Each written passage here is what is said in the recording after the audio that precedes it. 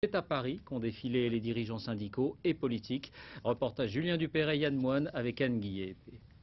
Épaule contre épaule, François Chérec et Bernard Thibault, CFDT et CGT unis pour mener le cortège parisien.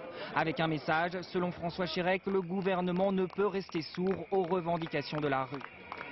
Ça serait une sacrée erreur de ne pas se rendre compte de ce qui est en train de se passer dans le pays. Les gens se rendent compte qu'il y a de plus en plus d'inégalités dans notre pays et que le gouvernement, avec cette réforme, rajoute des inégalités à celles qui existent.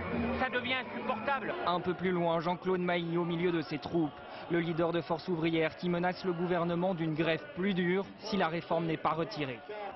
Si deux journées comme celle-là, qui sont des journées très fortes, y compris dans notre histoire, ça ne le fait pas bouger, il faut lui faire comprendre qu'on peut aller plus loin s'il ne veut pas bouger. Voilà, c'est ce qu'on appelle un bras de fer. À l'image des syndicats, la gauche a aussi décidé d'apparaître unie. Parti communiste, socialiste, vert, parti de gauche. Pour Martine Aubry, la patronne du PS, une cible, Nicolas Sarkozy. On est tous là pour dire que cette réforme est un concentré de l'injustice, de l'inefficacité de la politique du président et même de l'étouffement démocratique dans lequel il veut porter notre pays.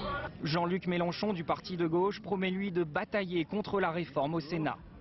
Le mouvement est en train de s'enraciner, qu'il a encore un mois de débat parlementaire à assumer et que la confiance a changé de camp. Ce sont les nôtres qui ont les batteries rechargées. À Poitiers, Ségolène Royal en appelle aux citoyens.